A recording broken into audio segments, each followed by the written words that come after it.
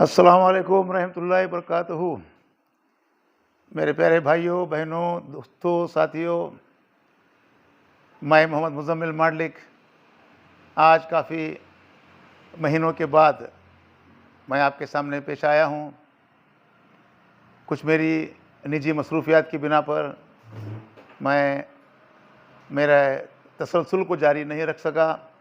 इसके लिए आप मुझे माफ़ करें। इंशाअल्लाह आइंदा मैं बाकायदा आपके सामने हाज़िर होने की पूरी कोशिश करूँगा।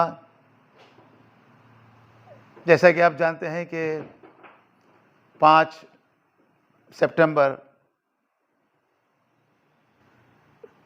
टीचर्स डे है, यौम असातिज़ा, और उस दिन जो है उस्तादों के लिए मखसूस किया गया है। ऐसा कहा जाता है कि माँ बाप के बाद उस्ताद का दर्जा है, क्योंकि उस्ताद ही वो एक ऐसी शख्सियत होती है जो बच्चों को ये बताती है कि माँ बाप का दर्जा क्या है, माँ बाप की इज़्ज़त कैसे करनी है, माँ बाप से कैसे पेश आना है।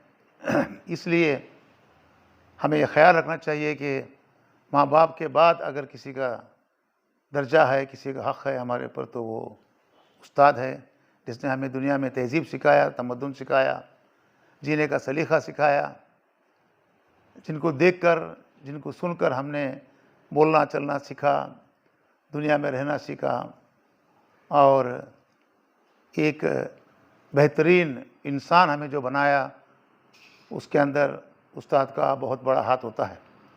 लिहाजा मैं मुनासिब और बेहतर ये समझता हूँ कि आज मैं उस्ताद ही के ताल्लुक़ से एक क़िस्सा आपके सामने गोशो-गुज़ार करता हूँ।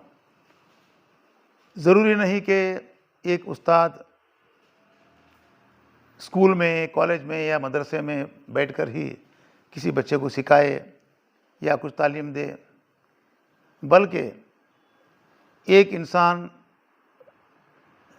किसी इंसान से अच्छी बात अगर सीखता है और वो बात उसके दिल में घर कर जाती है और वो उस बात पर अपनी ज़िंदगी भर उसको याद रखता है, उस पर अमल करता है और वो उसको दिल से उस्ताद मानता है, तो वो भी उसका उस्ताद ही होता है और वो उसका सीखने वाला, उसका शागिर्द होता है।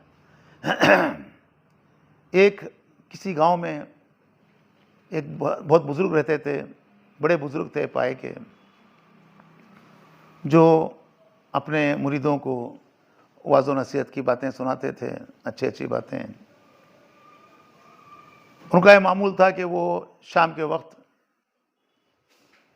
एक चौराहे पर, चबूतरे पर, जिसे नुक्कड़ कहते हैं हिंदी में, वहाँ पर वो उनका मखसूस जगह थी, वहाँ बैठते थे, उनके साथी साथ में बैठते थे और कुछ वहाँ पर गुफ्तगू करते थे, कुछ बातचीत गुफ्तगू होती थी।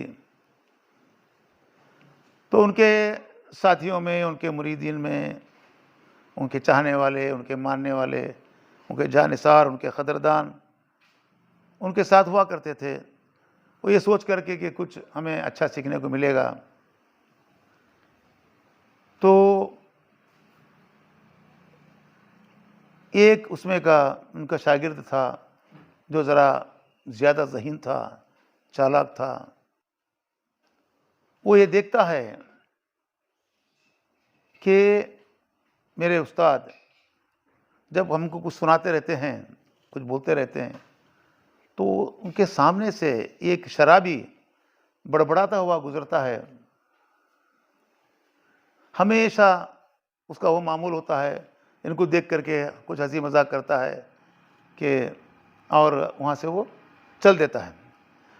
जिस वक्त वो शराबी उनके करीब से गुज़रता है, तो ये पॉइंट आउट करता है, ये ख़याल करता है कि उस्ताद खड़े हो जाते हैं, यानी कि इनके आलिम साहब, इनके मौलम साहब, या तो पीर समझिए।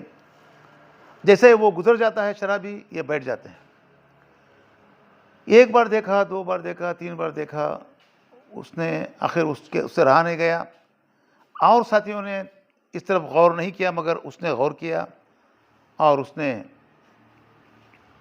एक दिन सोचा कि मैं हमारे मुर्शद साहब से या तो हज़रत से मैं ये बात पूछ लूँ कि क्या मामला है। तो एक दिन उसने बड़ी हिम्मत करके, जुर्रत करके पूछा कि हज़रत आप, वो शराबी जो बड़बड़ाता हुआ गुज़रता है यहाँ से, आप खड़े हो जाते हैं, उसके गुज़रने के बाद आप बैठ जाते हैं, ये क्या मामला है, क्या बात है? मैंने आपको बारहा ऐसा करते हुए देखा है। तो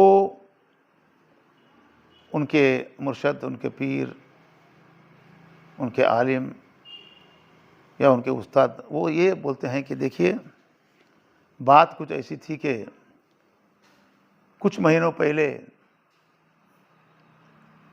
मैं यहाँ बैठा था, कुछ लोग जो कि मेरे लिए अनजाने थे आए और उन्होंने मुझसे आकर के कहा कि आप, सुना है कि आप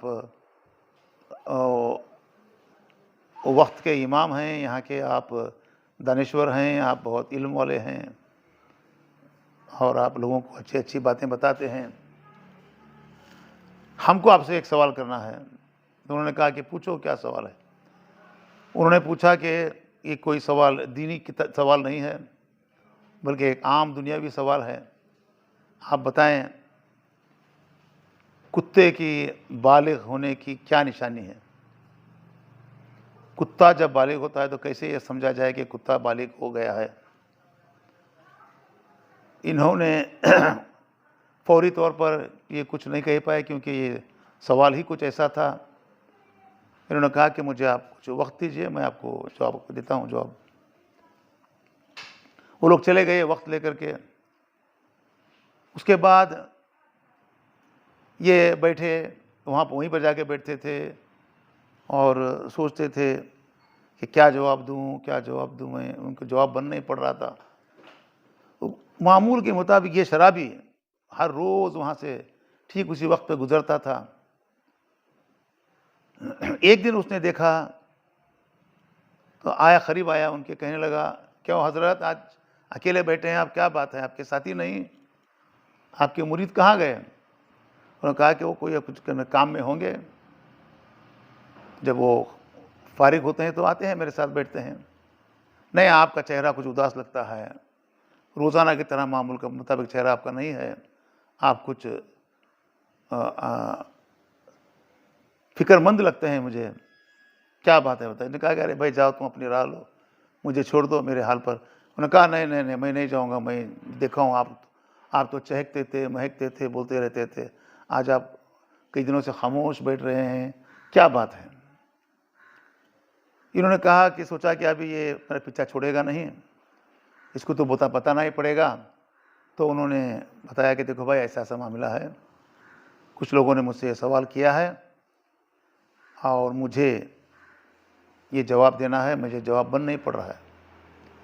तो उसने कहा कि हज़रत इतनी सी बात है, आप एक काम कीजिए, जो आपके पास आएँ तो आप उनसे कह दें कि जब कुत्ता टांग उठाकर, पीछे की टांग उठाकर जब वो पेशाब करने लगता है, तब समझने का कि वो बालिग हो गया है। बालिग होने की निशानी ही यही है। जब तक वो बालिग नहीं होता, वो चारों पैरों पर खड़े खड़े ही पेशाब करता है। जब टांग उठाकर पेशाब करने लगे तो समझ जाना चाहिए कि वो बालिग हो गया है। वो इतना कह कर के वो चला गया। जाने के बाद में जब उनके पास लोग आए तो इन्होंने उसको ये जवाब दिया, तो वो लोग मुतमईन हुए और वहाँ से चले गए। उस दिन से ये इमाम साहब ने दिल में ये इरादा कर लिया कि ये एक शराबी होकर भी इसने मुझे आज एक लोगों के सामने रुसवा होने से मुझे बचाया, मुझे ज़लील होने से बचाया, और इसने जो बात कही वो सच भी थी और उन लोगों ने तस्लीम भी कर लिया। तो मैंने उस दिन से इस शराबी को मेरा उस्ताद मान लिया, मेरा टीचर मान लिया मैंने, और उस दिन से मेरा दिल ये गवाही नहीं देता कि मेरा उस्ताद मेरे सामने से गुजरे और मैं बैठा रहूं। इसलिए मैं खड़ा होता हूं और उसके अदब के लिए, जैसे वो गुजर जाता है, चला जाता है यहाँ से, मैं बैठ जाता हूँ। ये बात जब उन्होंने बताई तो उनके शागिर्दों को बहुत ही इस बात का एहसास हुआ कि वाकई एक इंसानियत नवाज इंसान है ये, इनके अंदर कितनी इंसानियत है और कितना ये गहराई में जाकर सोचते हैं कि एक शराबी को भी इन्होंने अपना उस्ताद मान लिया अपने दिल में और उसकी ताज़ीम और तकरीम करते हैं, उसकी इज़्ज़त करते हैं। इस तरह से बहनों और भाइयों, दोस्तों, ज़रूरी नहीं कि आपको इल्म वाला ही कुछ बात बताए तो आप उसको लें।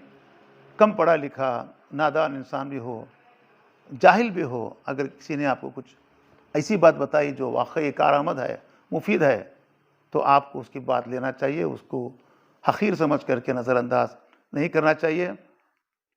उम्मीद है आपको ये बात, ये हिस्सा पसंद आया होगा और आप इस बात को अपने ज़िंदगी में याद रखेंगे। बस आखिर में आपसे यही गुजारिश है कि मेरे इस चैनल को सब्सक्राइब करें और बेल आइकन दबाना न भूलें। और इसी तरह से जिस तरह पहले आप मेरे साथ मोहब्बत और खुलूस का बर्ताव करते थे, इसी तरह से मेरे साथ खुलूस और मोहब्बत से पेश आते हुए मेरे इस चैनल को जारी और सारी रखने में मेरी मदद करेंगे। शुक्रिया। अस्सलाम वालेकुम। अल्लाह हाफ़िज़। जय हिंद, जय कर्नाटक।